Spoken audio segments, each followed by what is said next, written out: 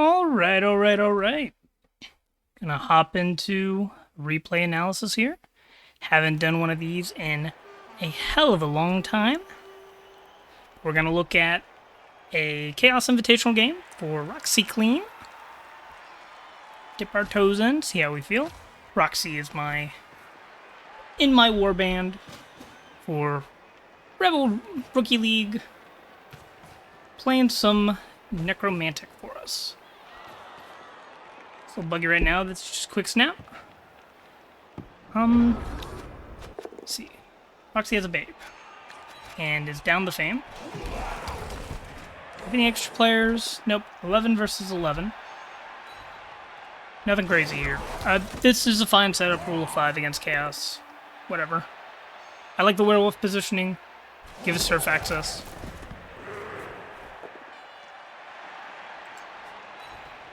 Then zombies on the line is fine. I love the guard on the flesh golem. Flesh golem strong. We're down a flesh golem. That's important to know. The Chaos all have block on their warriors. Little annoying to play against, but 2 whites and a block werewolf should help a lot. The claw is going to be really good here. You really want to prioritize claw hits either into productive fouls, which you may not want to do with 11 players, or frenzy hits that push the opponent into you and give you follow-up hits. That's also really good.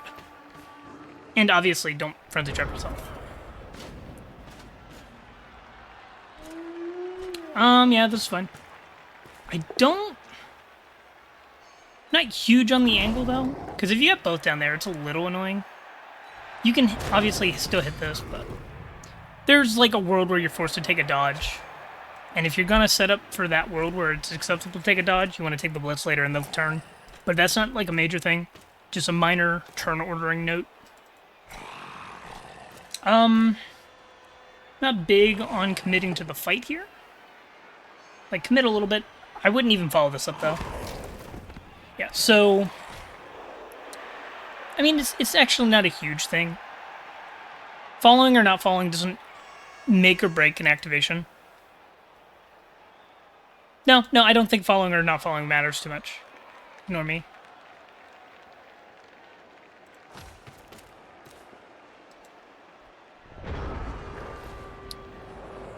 I do think I would have preferred what you can do instead. So, circles on? Good. So, instead of putting your player here and negating an assist, you could have just gone with 2 over here. Like, get another player over here, and that could have been 2 assists on the side. You would still have 1 player base, but you'd only give up 1 extra hit rather than 2. Exactly. How you doing, Roxy?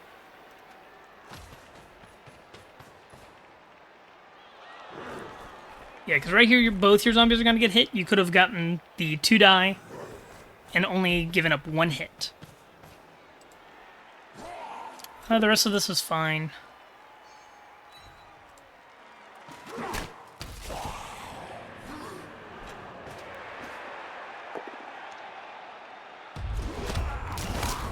It happens. No regen. Nothing you can do about that. Just a blitz. Got a Kaz. Here is the extra hit.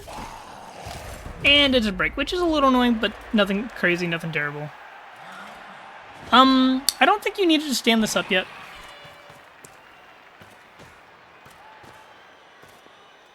And unless you're hitting this with the white, not a fan of blitzing this with a wolf. Not a fan of this. It's like, where are you going to go if it's still standing after this hit? And now you're forced to dodge. You blocked yourself. I'm not a fan of that. You wanted to push the warrior to this square and take the 3+ out, which also means you wanted to position your other stuff first. And you also don't want to expose your werewolf, because this is going to get blitzed on next turn. Or your ghoul is. You've got every positional exposed on this turn. Because if we look at what your opponent is going to do, is that on arrow? Yeah. They're going to punch your werewolf. They're going to punch this white. And no, it might even be better than that. They're going to punch this wolf, chain push the white here, and develop an extra hit. And they'll be able to hit your werewolf, your white, your zombie, and they'll be able to blitz either your ghoul if it's exposed, your other white, or your wolf. So I think you needed to be a lot more conservative with your positioning here. Because you didn't protect any positional. And in fact, you have based 2 of them. And in fact, your golem could get isolated here. But you're giving up a lot of hits. It's so that you could hit a warrior once or twice.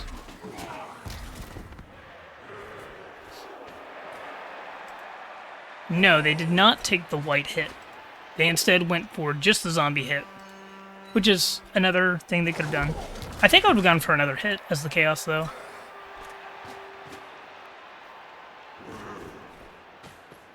The cage moves forward. You don't really need to stop the score. You didn't even think about all that? Yeah, it's a hidden part of the game. But just from how you played these first couple turns, I can tell you probably expose a lot of your positionals all the time. And that's why you can't tell where your opponent's going to blitz, because you have too much exposed. It's so most of the time when I know where my opponent's going to blitz, it's not because I'm a minor reader. It's because I only gave them 1 or 2 things that I was forced to expose. It's not that you were base heavy, it's that you were base heavy for no reason, and in ways that didn't earn you a lot and gave up everything, from what I can see so far.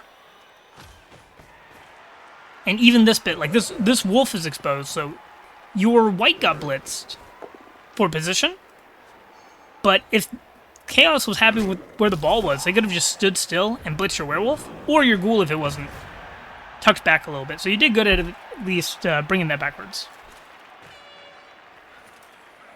But actually, I think this is another good thing to talk about. Like, where should you have been standing with your players to prevent this? And the answer is just like tile in, but also bring the werewolf here.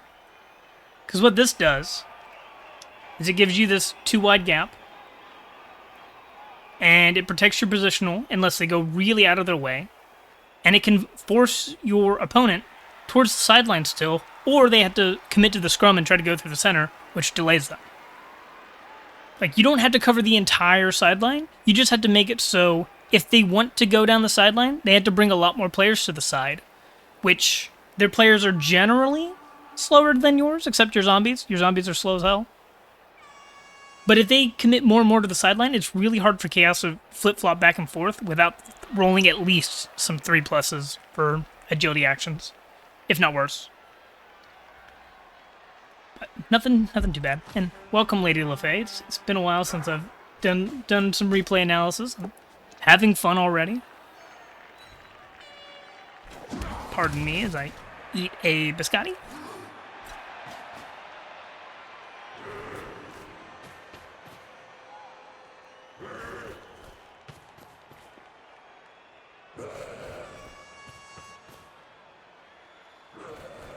Alright. Now where are we? This is about where things ended.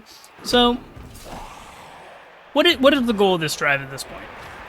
The goal is, hit the chaos, try to get a couple removals, maybe force them to get in a tight spot if they fail a dice roll, which they're probably not going to, unless they get desperate. And they get desperate because you're pressuring the ball, or they need to go faster to score. Which right now, you're just going to trade hits. You're going to use your claw. You're going to use your frenzy. You're going to try to develop extra hits. That's what you want to do. And another thing you want to be doing, just trying to get, mainly looking for chain pushers to get some extra hits. So I'm trying to figure out what I would be hitting this turn. And I think the answer is kind of boring. I'd be tempted to just hit this Beastman because it can be isolated pretty well. Put on the sideline, it's a loner. If it stands up, you're able to blitz it off and reposition. Other than that, you want to hit with these zombies on the warriors because those are free hits. Even if you only get 1 dice towards the end of the turn, you can take those. Another option is blitzing your wolf out. You blitz something to get out, that is. And you could even just stand these 2 zombies up. Blitz with a werewolf on Tweety here. Hit. That'd be 2 die into 1 die, but you could then be free with a dodge out. So you might consider that as an end of the turn action. Or you can just blitz a warrior. You can set up to take the zombie blocks. You can set up to keep control of the center. I think that is not the right play unless you're committing to blitzing that warrior and following up after.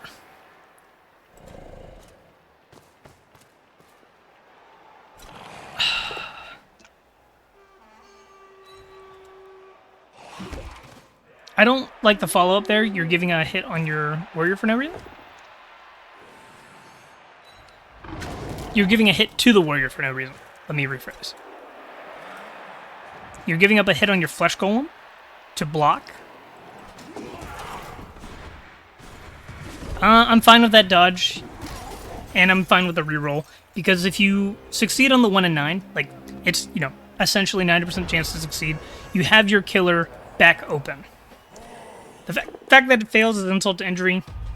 This hit should have never happened. You just needed to not follow up. You gave up a hit for no reason.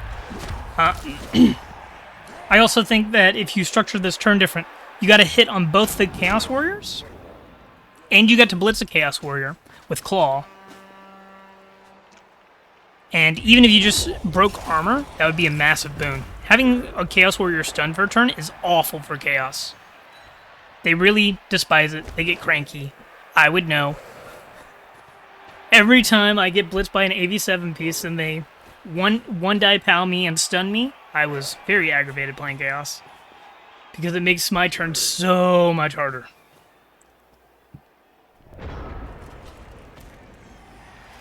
And I would also try to identify more, why are you standing these players up? Does them getting hit stop anything more than just standing on the ground? Because when they're on the ground, your opponent can't base the ball there. You can kind of use down players in Blood Bowl 2 as like a pseudo screen. So let's do some doodling. I'll try to explain what I mean. So let's whip out the dark blue. I went filled in circles. Yeah, okay. So these are your downed allies, right? And then these are the enemy cage corners. And then you have your regular dudes, like right here. Let's say you don't even move these guys, right? And let's say we have one more person over here. Your opponent cannot put the cage corners next to the blue things without repercussion. So these cage corners tried to just step forward and just like leave the ball carrier next to this blue guy. You just blitz on a 1 die, you take this hit. So even on the ground, this blue piece is doing something. It's preventing the ball from standing next to it. Like the cage can't just like progress without the ball here. It first has to knock down any of these orange pieces and then bring in the cage past that almost. So sometimes just leaving players on the ground denies a lot of space. Unless your opponent's just going to foul you and try to get the stun, because then that makes it safe. But they do have to commit something to deal with the fact that you have left your player on the ground without getting a return hit. So I would consider trying to leave players on the ground when you can get away with it. Now this is fine, this is a hit. Follow-up is good. That gives the guard a good spot. This is just going to get punched, but if it survives a punch, that is just stand firmed. Stays right there. I like that. You play really fast and loose with your linemen. Linemen's job is to take hits, so the rest of the team doesn't. Their job is not to take hits. Like, and that's like a nuanced difference. Like, you want your linemen to be getting hit to prevent the rest of your team getting hit, and or prevent an objective your opponent wants to accomplish. Like right here, I think this one forces the blitz, but I think that's like incorrect on your opponent's part, not a boon for you. But really, like, I'm not sure what else they would have blitzed, so it's not a terrible blitz, but I would have preferred to blitz one of these warriors, and that was bad on their part. So you get a free 2-die here. You have a 2-die here with the ghoul. I think I would take the ghoul hit, but you gotta double check your non-committed actions first. Which, like, that's freeing up 2 positionals, maybe 3 positionals. But I really would have preferred to see the zombie move. But that's like a simple mistake to correct. It's just don't get excited to click the block dice that are part of the important stuff. Take your free movement first. I'm fine with the blitz. I'm fine with basing the ball. This wolf being stunned was really annoying this turn. I think here I would bring this over at least to get a 2-die. If not that, that's also good.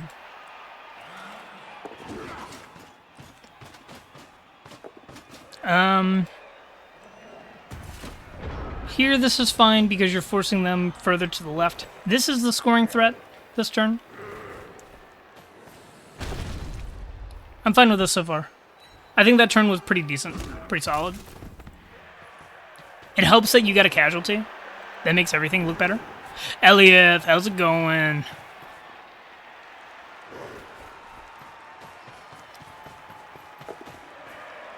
The man, the myth, my Spanish friend.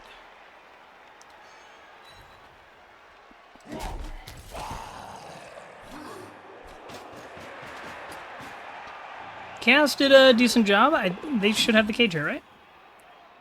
No, they don't. Okay. They're safe. They're safe. So, ideal situation. Blitz a cage corner. Heavy base, other stuff. Basing now is really good. I'm doing pretty good, Elliot. I'm doing pretty good. Had a bit of a long week, but now I'm doing pretty solid. No, they would have picked one or the other. Closing the center does mean the Chaos Warrior wouldn't have met back up. So you could have argued closing the center would have been better. But no big problem either way. This is still a great spot to be in. I like this. Is this clan match? No, this is a Chaos Invitational, which is basically clan format, but it's not Rebbrl clan. It's a different league, but it is similar concept. It's 6v6. And we're looking at Roxy's game on my warband. Yeah, here, you at least force a dodge, which is good. And you get some stuff caught. It might not even be a full cage here. This is good. Yep, that's a reroll. Does make it. Nothing horrific. That was risky. They give you 2 turns. Yeah, you got the right idea. It is that sort of thing. Yeah, that gives you 2 turns to score, which you have a ghoul and 2 werewolves. This is fine. I would be setting up to have werewolves in scoring position on the next turn. At least one of them should be somewhere like in the 7, I think. Ghoul should be back a little bit. One werewolf should be like center for potential handoff stuff if need be. But you also have whites that can get in scoring range. Yeah. This will be some good stuff. This should be fine. And you still have a reroll. So ideally, both cast boxes? Yeah. 1 down, Gabby Goat for the Chaos, and 1 zombie down for Roxy.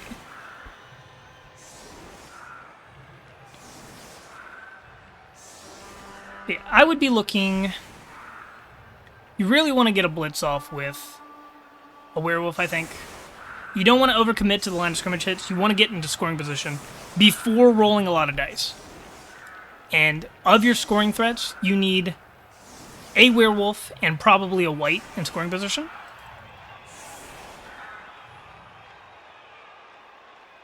So if you're not going to blitz deep, you should at least blitz with a white. And that's annoying. That happens, but fortunately, your werewolves are not on the line. The other one, I think it's just MNG, if I'm not incorrect. Yeah, that's fine. That's good. That's unfortunate. That's okay. Okay. That is very unfortunate. But this is also on you. You had the opportunity to get a scoring threat without rolling. This werewolf could have walked up into scoring range without any dice. And you could have had them protected by a zombies, and a white that's also in technical scoring range. So this quad, the quad itself, the quad is very unfortunate. But without any dice rolls, you could have had a chance to score on turn 8. And it's not when this happens once that it's a problem. It's when you don't take your free actions before your dice rolls every single turn when this becomes a problem. Or sometimes there is a reason to take dice rolls before actions, but that then means that those aren't free actions. Those are actions that had to occur after a dice roll.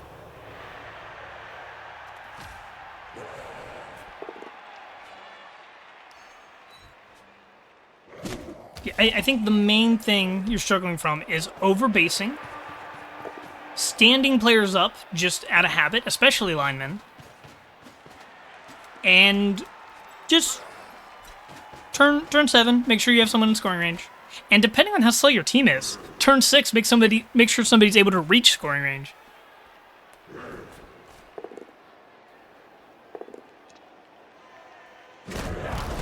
And now here you're just looking for a good hit.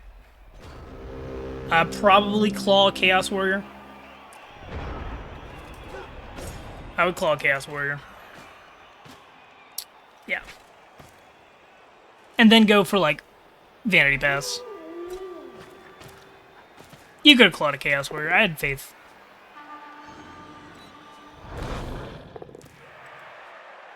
It wouldn't have mattered.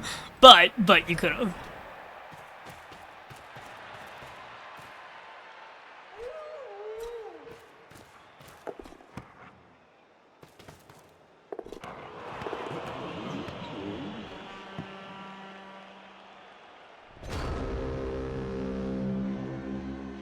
Unfortunate.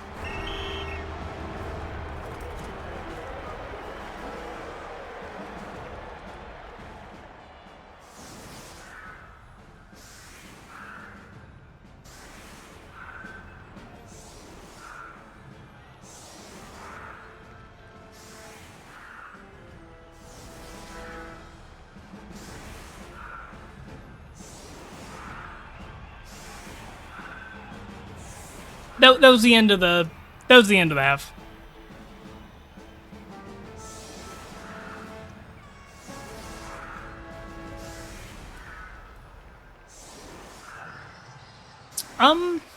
Also, Roxy, if you don't have the mod that numbers the sideline with actual good numbers that do something rather than being random bullshit, highly recommend.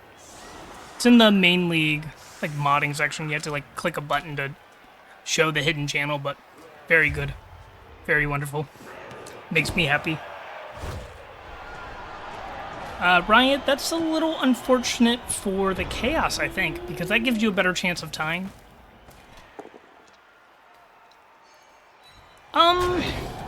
That's fine. That doesn't give you an extra hit, though, which I think I would have valued more than anything. Because you could have probably gotten a hit with guard helping. Nah, it's probably better to be safe. And that's another removal. This should, theoretically, be a pretty easy tied game. That's 3 players down.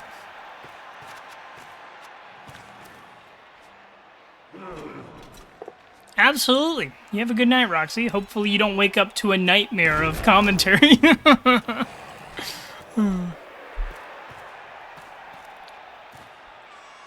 Is this a foul? I'd be fine with this foul. Because this foul would be on a loner that's never going to be appoed, ever. I don't care how important the player is to win the game. I don't think that's ever going to get appoed.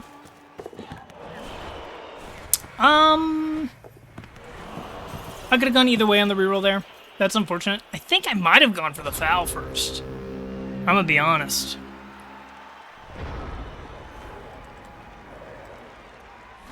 Here, there is a blitz into a chain push into a follow-up hit.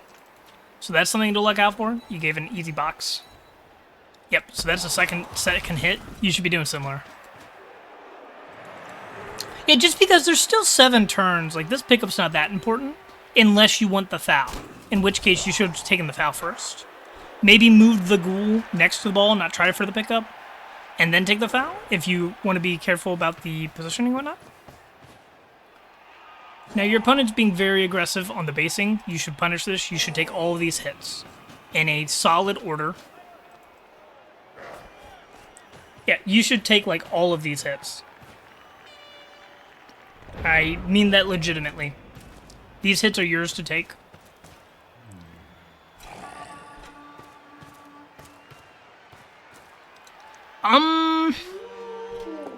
Not sure that's the order, though.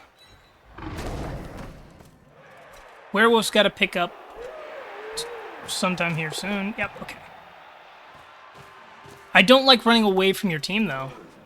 I want to stay group with those bad boys. I'm down for this blitz. Yeah, that's fine. Then you take...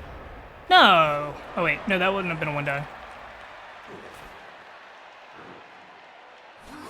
They're down 3 players, you're down 1, but you'd have to take care of the ball.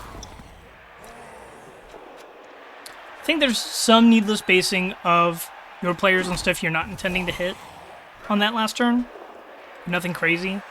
Also, this white should have done something and not just accepted to hit. Because even a 4+ dodge is like... I think that's more likely to work for you rather than wanting the bad dice on a 2D.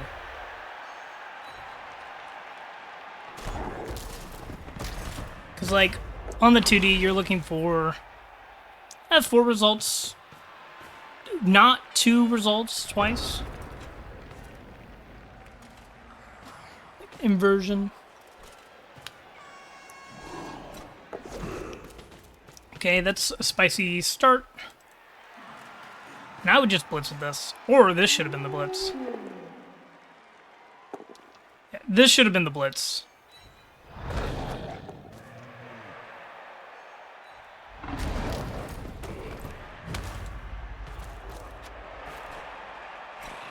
Your ball is nowhere possible to be safe now.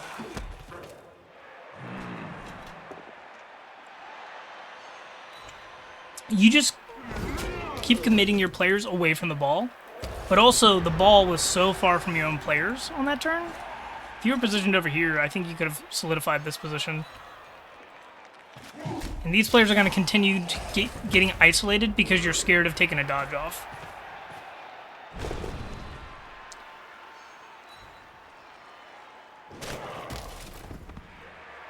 And I mean, like, at end of turn.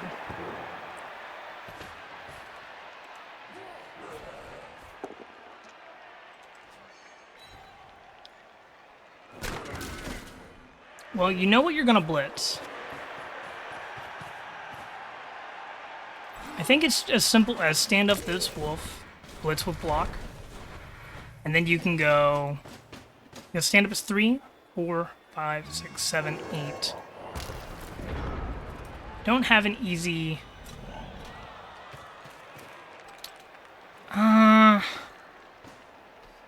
I think the idea is recover the blocks efficiently, because I think at the very beginning, let's see what went wrong, because we have more players. We should ideally have won the Bash Fest after being given so many blocks.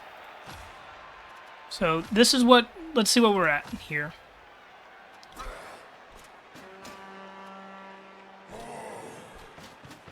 Because I think the problem is too many players got pinned up at the top and were not freed up, and then brought back as part of the scrum. Okay, so let's get that off the screen. Step 1 is to free things up without using too many resources. If you're just using this zombie to pin something, I'm looking up here. I want to free this stuff, okay? So what I think I'd be looking at... What are we on? Are we on... Oh, no. No. No, my tool. Let me get that reopened. I think... Okay. I think the thing we're pinned on is... This flesh golem needs to come and assist. I think that's pretty important. We don't want to use all of our players to free up this wolf. I think what we want is... This zombie comes... Like... 1, 2, 3, 4, 5. That kind of sucks that's a GFI. Because these are movement 4. But that is an option. And then you could blitz with this wolf, get an assist, then give an assist. Whatever happens here, that gives you a bunch of hits without much expenditure. And then you have stuff free. If you break armor, you've got a great spot to hide things. So you can like commit over here with less by blitzing with the non-block wolf, rather than trying to take the standing wolf block first. Yeah, I think the problem was like we end up using this zombie here, and that doesn't give us an assist. That just negates one, rather than negating assist by hitting a thing. Yeah, like here, this is just like, you wait on this a little bit. You could do something like, I don't know, you could like hit here, follow, stand up, blitz here maybe, and then come and assist the other stuff. I think that we could have delayed this stuff, get this zombie here, somehow, doesn't matter how you do it, do what you need to do. Or the ghoul even. The ghoul would be fine. The ball would be relatively safe still. So let's even say, like, this ghoul comes here and does shenanigans. And then this wolf, boom, hit, hit. If either of these are knocked down, that gives you the assist for this wolf. And it's assist for both ways. So that's your hit, hit. And that's a pretty solid start, I think.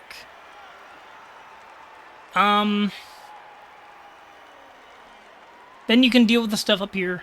And honestly, there should have been a dodge for this white. This white could then, like, come back. You can get a 1 die on the zombie, whatever you gotta do. Or you could just try and pick up with the white with 1, 2, 3, 4, 5, 6. White can come pick up the ball. You have more players around the ball. They have less players around the ball. Yeah, not a huge fan on the ordering of this turn. I think you use too many players to get this first hit. Because what do you end up doing? That's 1 player for 1 assist. 1 player negates assist. And then you don't finish this sequence. Because I feel like this wolf was supposed to be blitzing over here to free up other stuff. Or you set up a chain push and free the block wolf. Yeah, I think that you didn't win these scrums because you're not setting up dice in the right place. Like, you got dice over here, that's fine. But also, you're not taking your dodge with your positional. This is a 3+. This is not the end of the world. You don't need this warrior tied up. What's this warrior gonna do if he's free? You're faster than him. Just take your dodge. You've already done all your important stuff. Get this player free, because now he's gonna be stuck between 2 strength 4 players. And you don't have access to your block beats anymore. And it keeps getting knocked down. I don't think this is tying up the warriors for any good reason when you have the ball to worry about. Because you don't free him up this turn.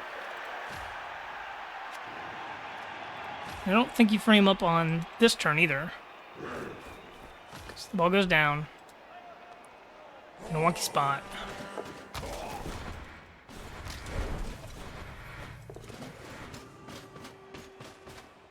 Yeah, now you're screened off. You have the player advantage, and you're getting positioned in a way where your players are not assisting each other.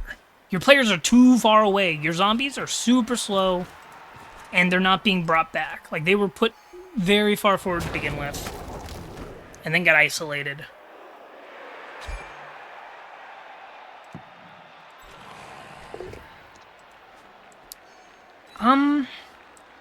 I think you should have set up in a way...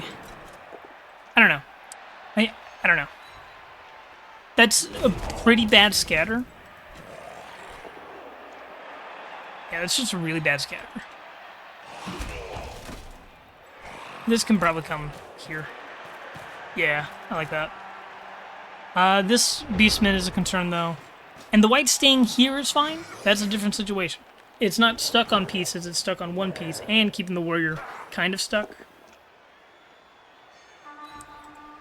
Yeah, this is about what I expect, though, because then this is going to be a blitz. And a 3+ pickup. Alright, now your white is not providing value up here again. Needs to come back.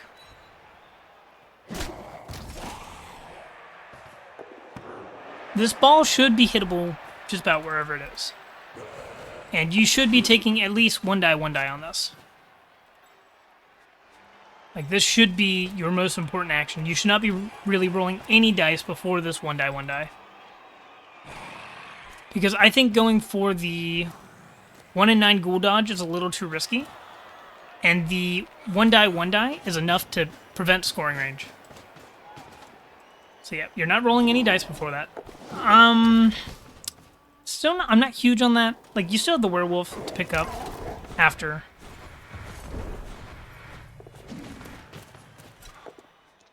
Okay, could have been worse. Like, that's another avenue. I don't know. I think I valued the ghoul being able to reposition after the hit. So I think I would have gone for the one die. You should be picking this up. You should stop leaving it on the ground. Because it's not safe on the ground just because they're not elves. By not going for that pickup, you are not controlling where it goes. And also, you left your werewolf on the Chaos Warrior for some reason.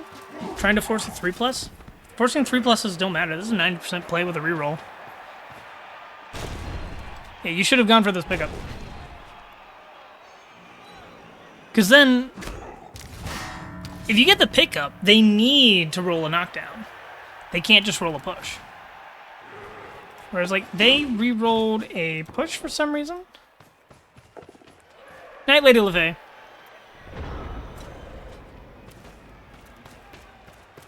Yeah, I just think you need to go for your pickups at the end of turn. I don't think that leaving one player on the ball does not protect it. Because that just means that player is going to be the one that splits. Whereas if you pick it up, you can then try to do other shenanigans with it. Like right here, I think you should be picking this up. And by that I mean, you need to have been in a position where trying to go for this pickup this turn doesn't screw you over. Because if you fail this pickup, you only have one other chance to pick it up. You don't have a reroll. You've given up 2 chances to pick up the ball because of when you've decided to go for the blitz. And have no plan for scoring. Like, where's your scoring threat? That's another problem. I just think that you're very gung-ho with putting players in danger because you want to stand them up, but then very risk-adverse with doing 3+s to protect your players or your scoring opportunities. And I think that those are the wrong actions for the same goal of keeping your players safe and in a position to be useful. And you overvalue basing players man-to-man, and you just give up a lot of hits. But also, you're up. You've been up players for most of the game and just been getting out-positioned because you're not willing to roll a 1 die. You're not willing to roll red dice with block. You're not willing to roll a 3+ dodge at ends of turns. Whereas your opponent has been willing to do those things. And you don't do it when it won't benefit you. But you definitely need to do a little bit of something. Because even right here, like this zombie could have taken this hit. If it was a different turn. Like, that's no big deal. Go for that hit. And especially, like, taking the 1 die as your opponent's lead, that gets you ahead on the armor break race just because you've rolled more dice. Rolling dice is powerful when it's armor dice. Rolling dice is not powerful when it's the other dice. But I think that game was just fundamentals of turn ordering and base less. Don't worry if something stays on the ground, if it's like denying where the ball can stand. Because the ball can't stand next to a non-stunned player on the ground. If they want to do that, they basically have to have some guard, or be willing to risk some red dice, or be willing to foul the piece that they end up standing next to.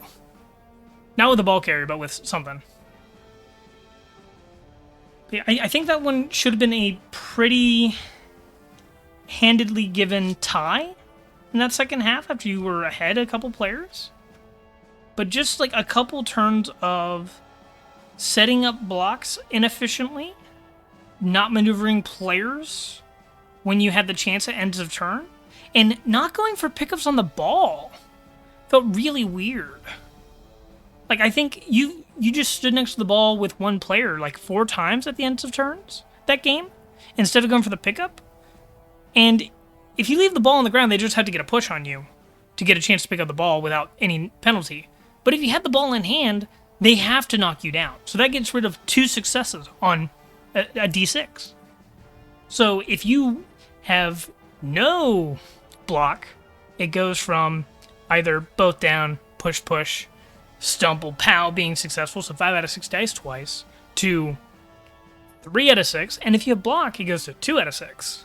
And if you have blodge, it goes down to 1 out of 6, unless they have, like, tackle and all that other garbage, but... yeah, I just think... be set up in a way that when you're done with your blitz, after you're done with the hit, know what you want to do with your player after the hit. Because I think sometimes you're going for the blitz as, like, your first action, because blitzes are important, and it's usually involved in your most important sequence. But you're going for the blitz, and then there's dice to roll after, but you can't commit to it because you haven't done anything else on the board either. So I think time your blitzes later in the turn if you have things that are not relevant to the blitzing.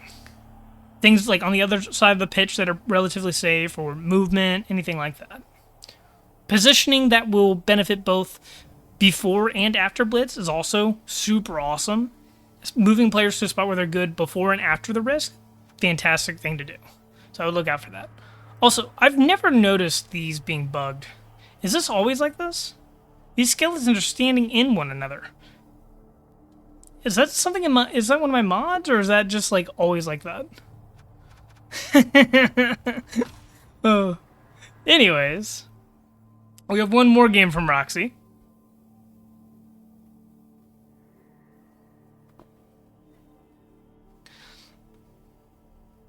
Yeah, the longer I was talking, the more it was distracting me. I couldn't stop looking at it.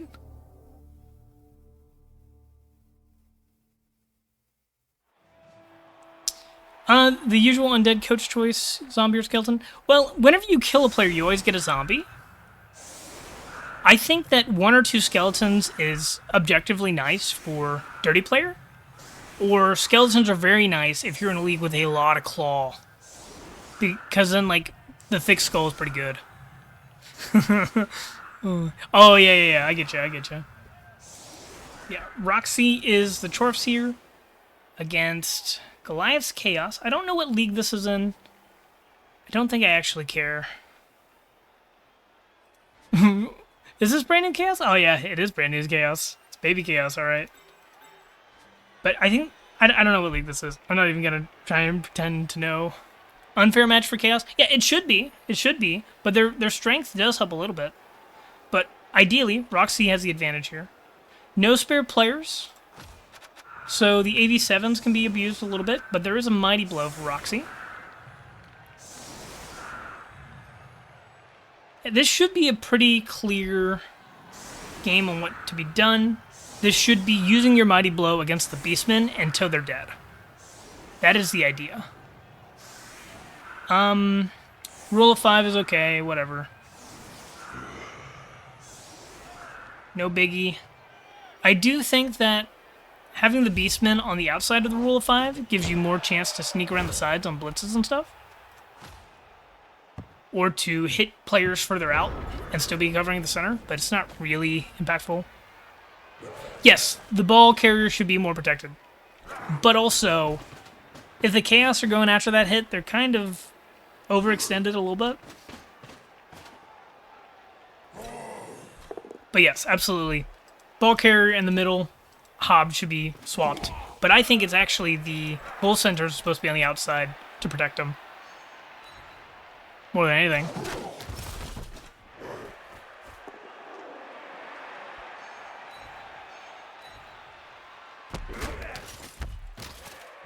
Okay. That's done. Happens. And this should have been blitzed. Is it getting blitzed? No. Goliath made a mistake. They should have blitzed your Mighty Blow. Okay, now your Mighty Blow should hit something. That is the play. No, you're doing it wrong. Mighty Blow should have hit a Beastman. What are you doing? Ah. I mean, getting this isolated is fun. But if you're gonna do that, like, don't expose the Mighty Blow. Because this should be getting blitzed. Every turn it's exposed.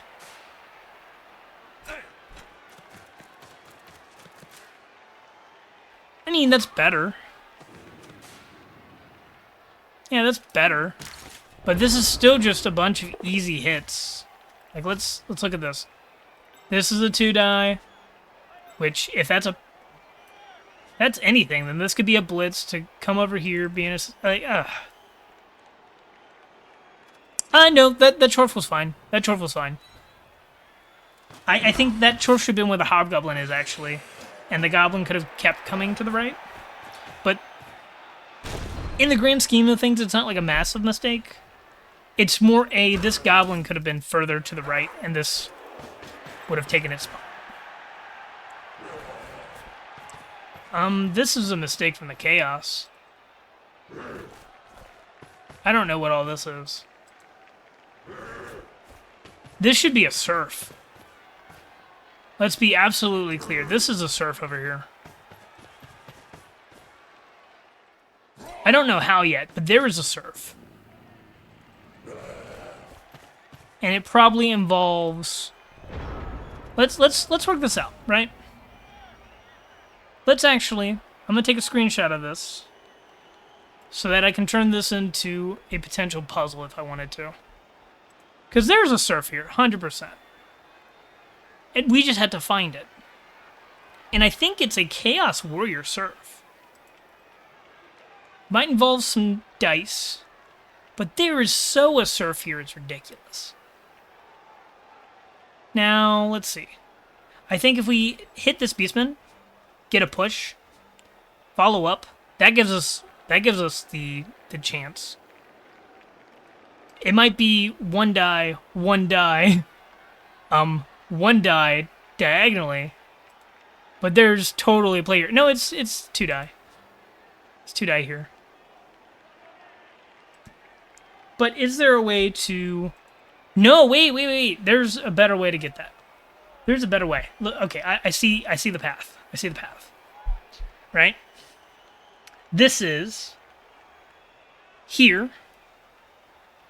Push, follow, both down, whatever. Doesn't matter. Take that hit. And then it's you blitz this Chaos Warrior. So boom, boom, push. And then you also follow. So that's my like follow indicator. Right? Push pow, whatever, follow. Up here, push pow, whatever. No. Don't. No. Follow, yeah. Follow's good. Then this player. And this is not necessarily the best play, but it is, like, available, and I find I'm having fun. And then boom, boom, Chaos Warrior out. Yeah, this is risky, don't get me wrong. But there is a Surf available on the Warrior, and a far less risky one available on the Beastman.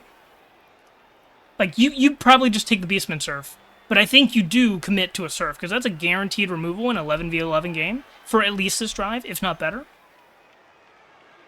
And you also get to take 2 hits and a Blitz. That's worth it. Another line, you set up, take all these hits, that's whatever, cool. You do that too. Like and subscribe.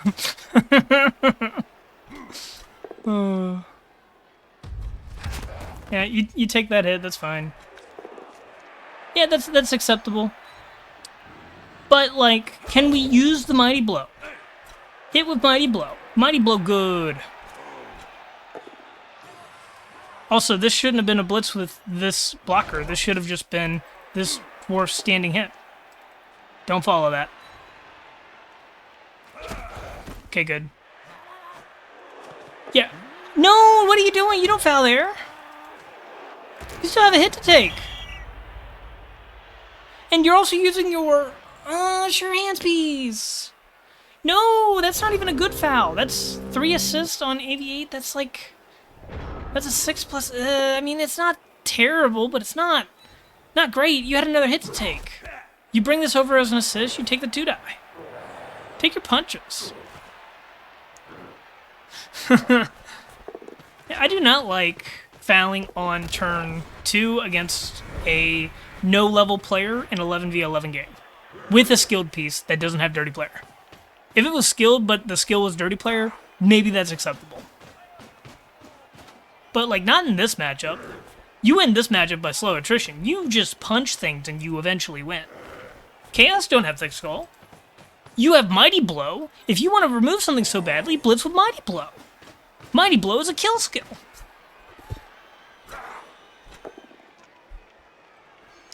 Alright, let's count. Are we counting how many times Mighty Blow is used on the Blitz, or are we counting how many times it isn't used? Let's go with how many missed Mighty Blow Blitzes.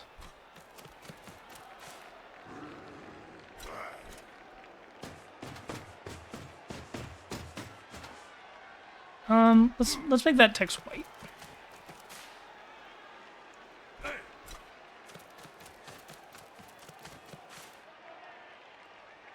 There we go.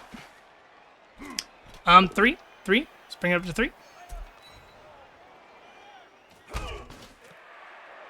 Yep, because this could have blitzed something on the way over.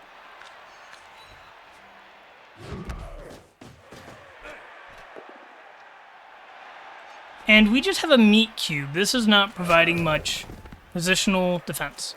Because let's look at our position here.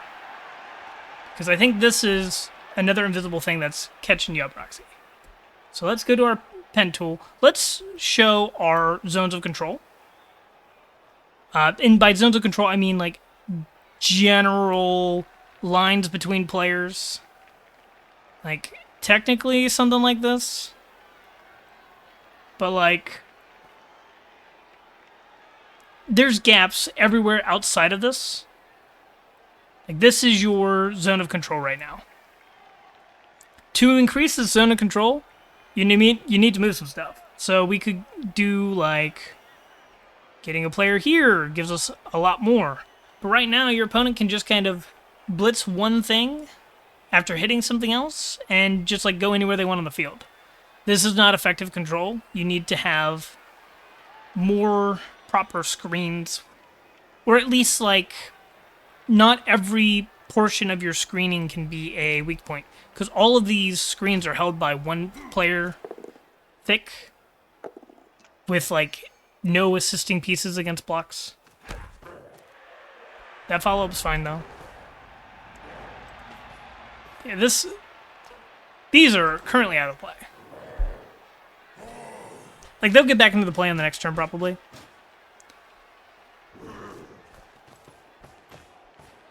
But you committed so much to the foul on the right side, and then got sent off.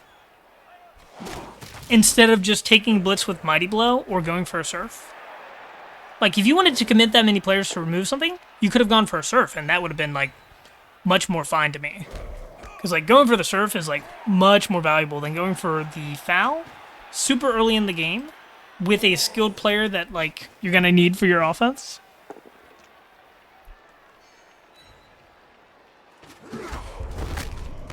That's unfortunate. I don't mind the Power Appo. It is risky with the MNG, but I get that. But yeah, your opponent is under, like, no pressure now. You can 75% dodge your Bull. That's not a terrible move. This is also fine. I'm fine with this as well, because this is much less risky. I'm not counting that as a missed Mighty Blow Blitz. I'm not counting that on as a missed Mighty Blow Blitz, because that's actually a genuinely decent blitz that gets pressure on the ball. That is an acceptable reason not to blitz with Mighty Blow. So we're not counting that one. But theoretically, you could count that. You could count that. I would have preferred to take your hits first. No. That's... No. That's a Mighty Blow Blitz's missed is ones that you should have taken basically without controversy or room for differing opinions. I think that one has room for opinion. I don't think that one's missed. I think that's one where a different decision was made. Yeah. The text still rings true. I'm a streamer. I make all my actions valid. Oh, except for turning over with vampires. God, I still think my favorite clip, I think you took it, Elliot, is where I'm just like, all right, and that's a nice way to tie a game. Oh no! That's fair. That's fair. I do get convinced by chainsaws. Yeah, that turn's okay. Let's see what you do on this one. Okay. I vibe with that. That's a good blitz. As long as we still get this Mighty Blow hit with the Chorf. Yep, okay. Take the one die. Yes! Yes! We took a Mighty Blow hit! Woo! It didn't get anything, but it's the thought that counts. Don't reroll that. I don't like rerolling that.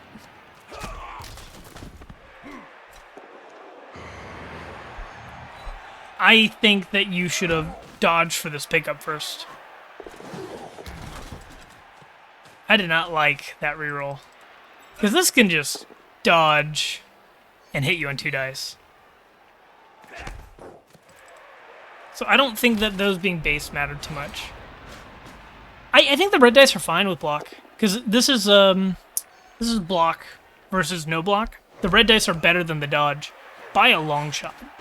Because red dice with block are better than a 3+ dodge. And these are dodging on 4s, so the red dice is absolutely acceptable.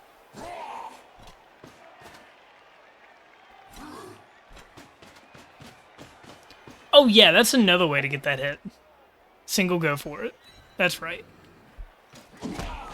And I would say at this point, you're not playing to score.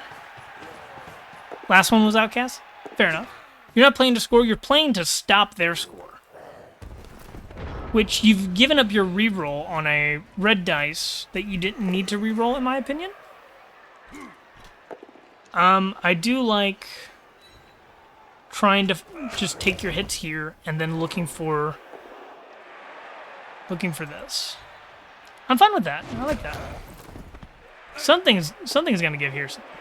Okay, that's what's gonna give.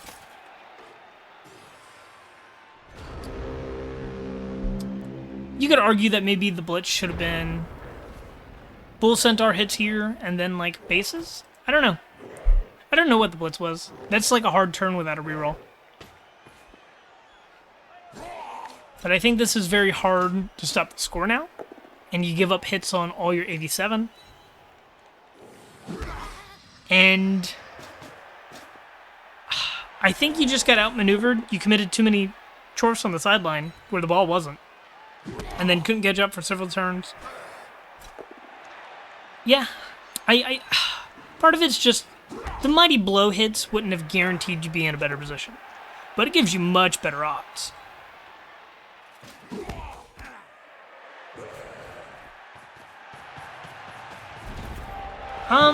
That score's like okay.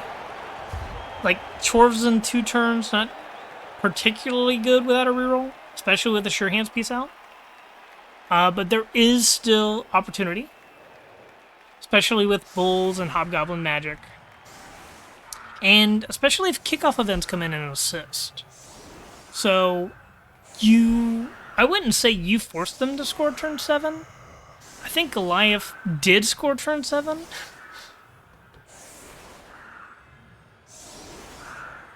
But this is going to be a hard score. So I would not fault you if, depending on where the ball lands, you give up on the score and go for damage.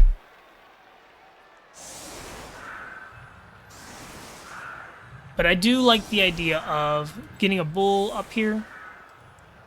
Bulls are fast. You need one of these further up. Because you want, in my opinion, I would want something like, let's see. What we got here? Hobgoblin, like, here in case it's a deep kick. Hobgoblin up here for, like, handoff stuff or pickup, depending on where it is. Because whoever picks up the ball is, in fact, not going to be the one that scores. Oop.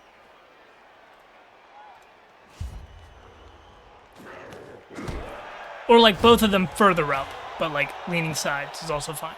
Because way back here, yeah, they'll be able to reach a deep kick, but where are they going after that?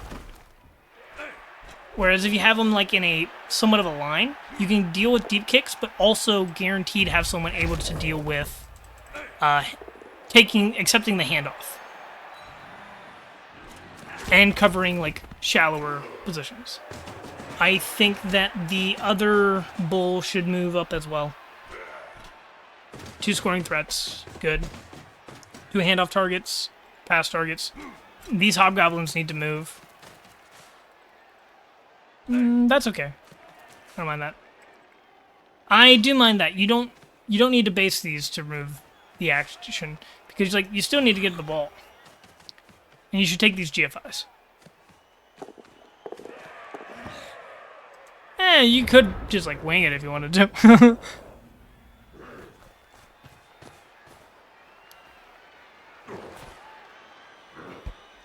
This turn is ridiculously hard. You basically have to roll well and or chain pushes. It might even be a Bull Centaur blitzes, get some scoring range, and then has to get like a deep pass. It's no bueno. That's bueno. Then take this mighty blow hit. Start off with this bad boy. Take it. Take it. Take it. No! Take the mighty blow hit. You have to. It's so important. You gotta take your mighty blow hits. Also, your Goliath missed moving a player for free. No! The mighty blow hit! I'm counting that. I know it wasn't a blitz. But we're renaming it.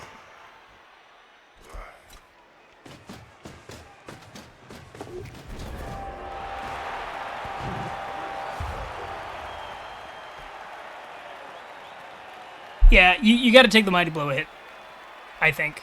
Because the score is just unlikely. I mean, you did get the score, but the score is unlikely. Yeah, that's 1-1 by second half, going into your own drive.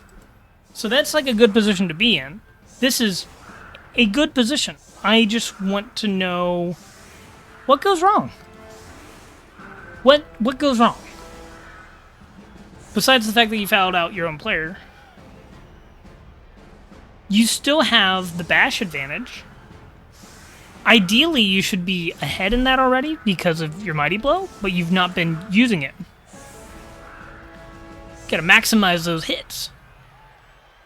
You got your players swole and then aren't letting them use those games. Something more Jimbro talk. Mighty Blow there is fine. As long as it's blitzing. Which it is, right, Roxy? You're blitzing with Mighty Blow? You're blitzing with Mighty Blow? You're blitzing with Mighty Blow? No, okay, this works fine. This works fine. No, I have faith. I have faith. Roxy gets this hit, and I don't have to put the counter up. Everybody wins. And Roxy takes the hit right now. Yeah, see, we don't have to put the counter up. It's okay. It's okay.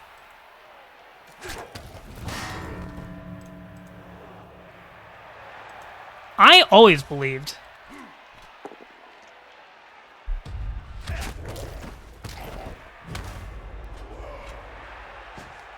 You know, I couldn't count on two hands how many times Roxy has missed Mighty Blow in this game. And that makes me very happy.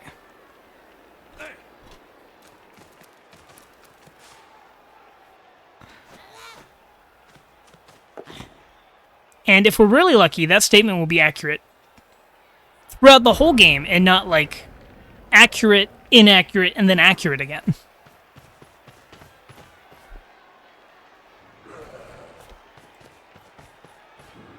But okay, yeah, this ball's like fine.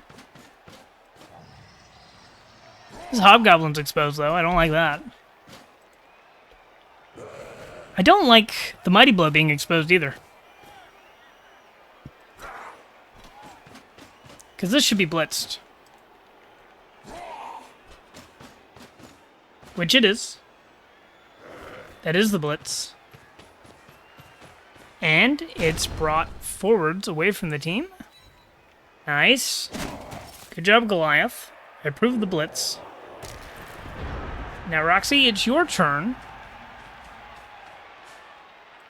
to hit Mighty Blow. I'm not sure how you're going to do it yet.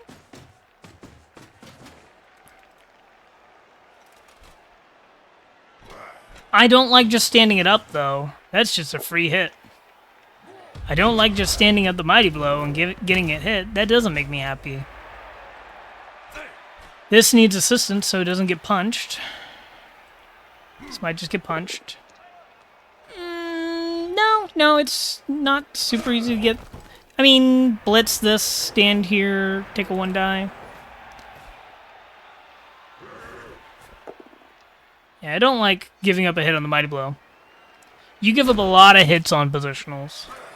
Which, blockers are not positionals unless they're, like, skilled beyond your other blockers. Then they are positionals. And if they have Claw, they're your killer, and they should be protected. You should baby them. Use rubber gloves and feather dusters to clean their crib. Whatever else you do with babies, I don't know. Goliath, I'm not discrediting this positioning, but this is just to slow you down. This is not to stop you yet. I very much hope to see a blitz with Mighty Blow. The last one didn't count because the Mighty Blow didn't really have a blitz. This one I'm gonna count against you because I think that one we could have gotten the Mighty Blow blitz and gained position from the blitz.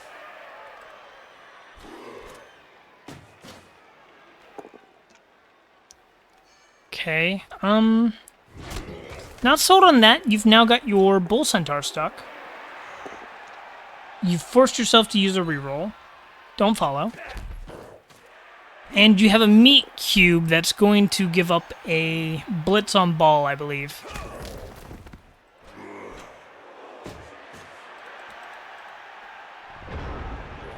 Yeah, because this is going to be something like 2 die here, T-shape, pop the ball here, and some sort of blitz. Yeah, it's going to be a 2 die blitz even. No, you didn't pop the ball free when you could have. There's a blitz on ball still, actually. 1, 2, 3, 4. I think Goliath missed the hit on the ball by doing this the way they did. They can still mark the ball, but they could have had the blitz this turn with proper chain pushing.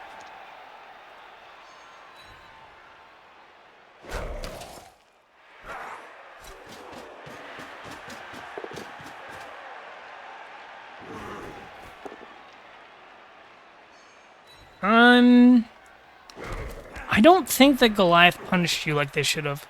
This ball should have been blitzed this turn. This ball could have been knocked free, and you would have been really struggling.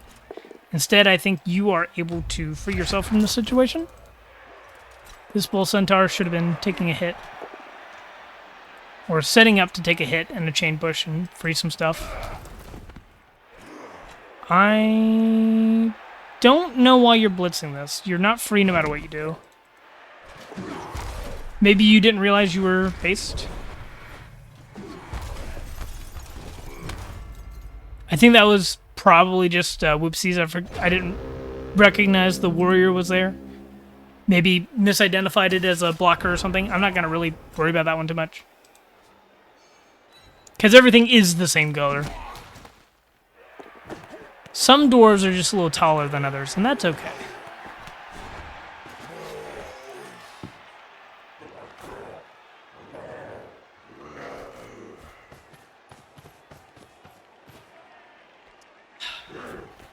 I think this is the point where how to break out of this situation isn't in your hands anymore. I think this is more, we need to identify what got you here, right? So let's take a moment. Let's scoot back a little bit. Step one that got you into this mess. Everything's in the center. Chaos are on the side of you. You kind of need to make space.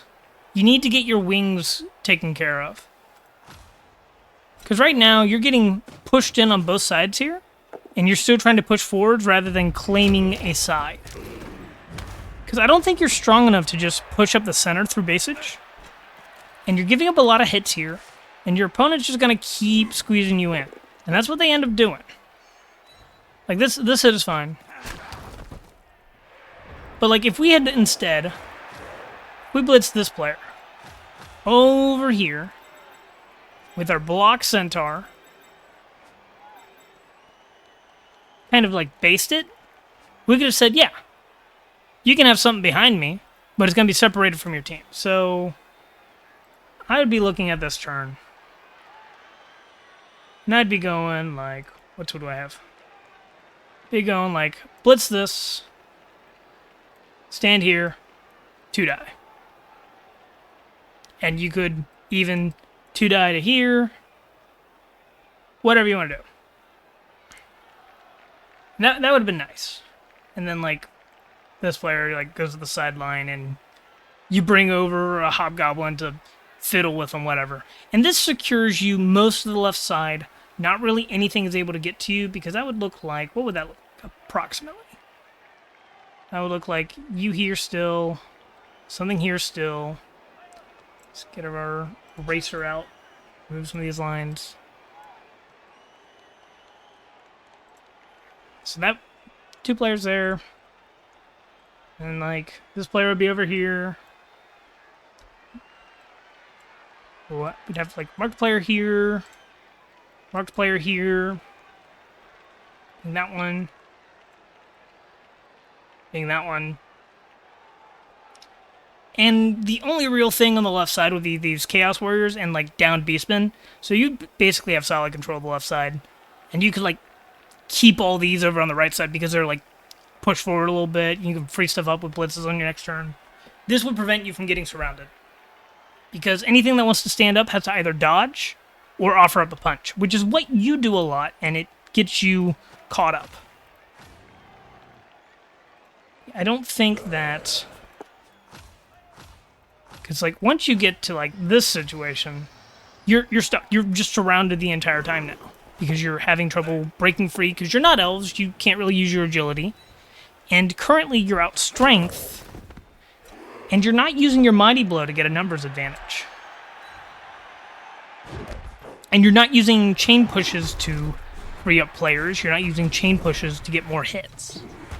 where I think a lot of the problem that you're running into in the games I watch you play is you don't develop extra hits through sneaky stuff, and you give up a lot of extra hits through chain pushes, standing players up when they don't really need to stand up, and just other sort of things like that. Just a general habit of doing things that offer armor break chances or injury chances without much gain from them. And let's word it this way. You do the basing when it's needed, but that's not because you're basing when needed, it's because you're always basing. That's how I would word that. So it's not that you're not doing it at the right times, it's that you're doing it all the time.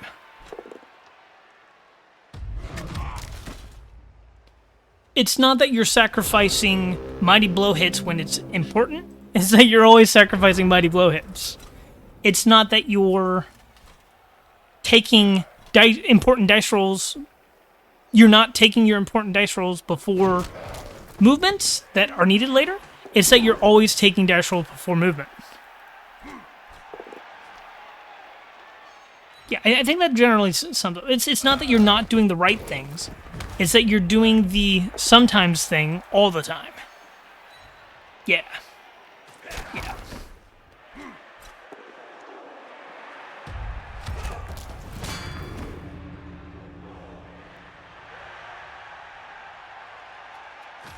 And I think part of that is, and I'm going to knock on Rookie League a little bit, but that's because I think that the explanation usually comes in the wrong order on the Rookie League. I think that sometimes the advice in the Rookie League is, well, sometimes that's the right play, but when I think the advice should be, generally, you want to be doing XYZ, and there's an asterisk, except for when exception A, B, or C. When I think it doesn't usually come in that order, which gets people into weird habits. Like, if somebody asks, should I be taking red dice hits? And you say, well, sometimes, and then offer the exceptions, I think that is inferior for learning than usually you're avoiding them, except for the fact that they're more reliable than a 3+ dodge, and with block they're not actually that bad, and like if the game depends on it, and all those exceptions should come after the red dice. General statements. Because like generally you want 2-die blocks with block. That's what you really want. But sometimes you have to take 1Ds or non-block hits because like hits are good and position is good and all these other things. Also, nice kill. We like kills. This is a 1-9 to win the game.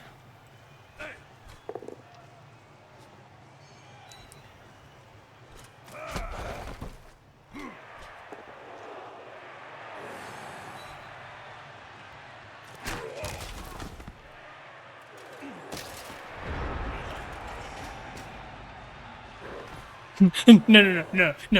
You make all the mistakes my opponents do, but you get punished for it. That's the Blood Bowl answer. That's the Blood Bowl answer. Oh, that's good analysis, Russell.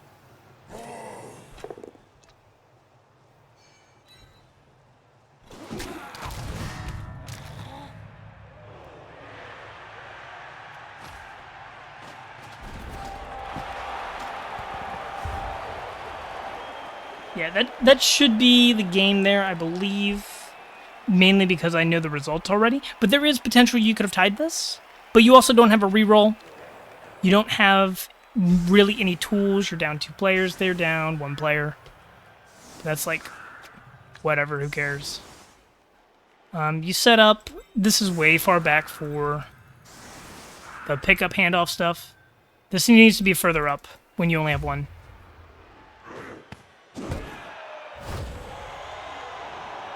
It's unfortunately not for you. That's a little better for you. That's not bad. Getting in scoring position sucks a little bit, but it's made better by this fact. blitz this guy towards the end of turn.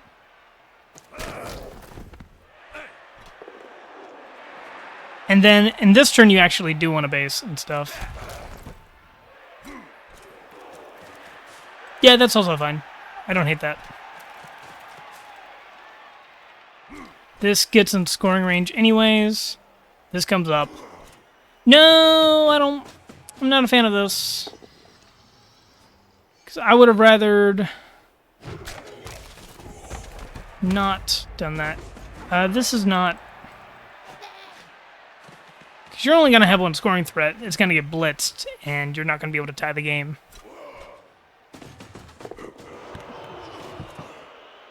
And now you have no scoring threats. Because you didn't account for what if the pickup fails. Like, you needed a scoring threat just before the dice roll. Which also means this should have happened way before these other dice rolls. Just because you don't have a reroll.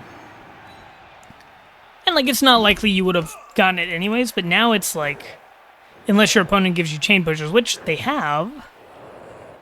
But is it a chain push you can take? Yeah, because you go there, boom, boom. Assuming everything else fails, or if they give you one here, that works too. Pushing you back even. And they knock you down. And there goes your hopes and dreams. And then they foul you.